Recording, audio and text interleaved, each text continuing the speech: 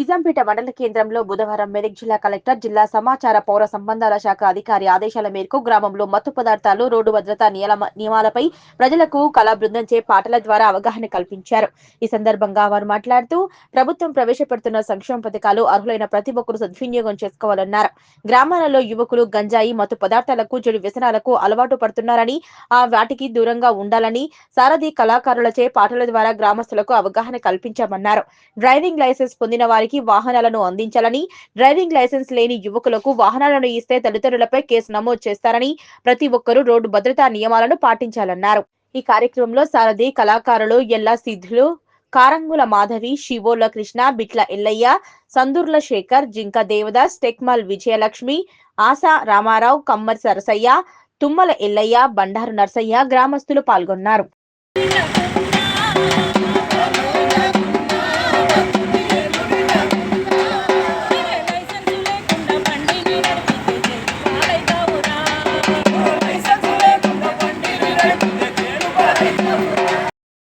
వారి ఆధ్వర్యంలో నిజాంపేట్ గ్రామంలో మండలంలోని మరి ఈరోజు రోడ్డు ప్రమాదాలపై మరి అనేక రకాలుగా ఇబ్బందులకు గురవుతున్నారని చెప్పి ప్రభుత్వం ఆలోచన చేసి ఈరోజు రోడ్డు ప్రమాదాలకు అరికట్టాలనే ఉద్దేశం కొద్దీ మరి అలా 18 సంవత్సరాలు నిండిన పిల్లలు బైకులు నడపొద్దని చెప్పి మరి ఆ బైకులు నడిపితే కూడా మరి లైసెన్స్ రద్దు చేసి తల్లిదండ్రులను కూడా జైలు పెట్టడం జరుగుతుంది.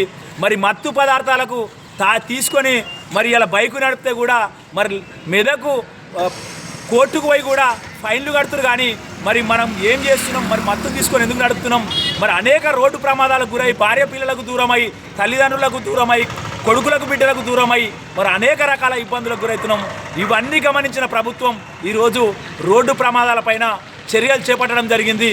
మరి అనేక రకాలుగా ఇబ్బందులకు గురవుతున్న ప్రజల గురించి మరి ప్రభుత్వం ఇలా మేల్కొల్పాలనే ఉద్దేశం కొద్దీ గంజాయి మత్తులో కూడా మునిగిపోయి మరి అలా బైకుల మీద పోతూ మరి యాక్సిడెంట్లకు గురవుతూ మరి అనేక రకాల ఇబ్బందులకు గురవుతారని చెప్పి ఆలోచన చేసిన ప్రభుత్వం మరి రోడ్ల మీద ఎవరు కూడా ప్రమాదాలకు గురి కావద్దని చెప్పి ఈ చర్యలు చేపట్టడం జరిగింది. కాబట్టి జిల్లా సమాచార పౌర సంబంధాల శాఖ వారి ఆధ్వర్యంలో కలెక్టర్ గారి ఆదేశాల మేరకు మరియు డిపిఆర్ఓ గారి ఆధ్వర్యంలో ఈ కార్యక్రమం చేయడం జరుగుతుంది. కాబట్టి మరి ప్రతి ఒక్కరికి పేరు పేరున మా కళాభివందనాలు తెలియజేసుకుంటూ జిల్లా సమాచార పౌర సంబంధాల శాఖ వారి ఆధ్వర్యంలో సాంస్కృతిక సారథి కళా బృందంచే ఈ కార్యక్రమం చేపట్టడం జరుగుతుంది. కాబట్టి మరి ప్రతి ఒక్కరికి ధన్యవాదాలు. ఇక్కడ ఉన్న పెద్దలందరికీ పేరు పేరున మా కళాభివందనాలు తెలియజేసుకుంటూ ముఖ్యంగా మీడియా మిత్రులకు, ప్రెస్ మిత్రులకు పేరు పేరున మా కళాభివందనాలు తెలియజేస్తూ ముగిస్తున్నాం.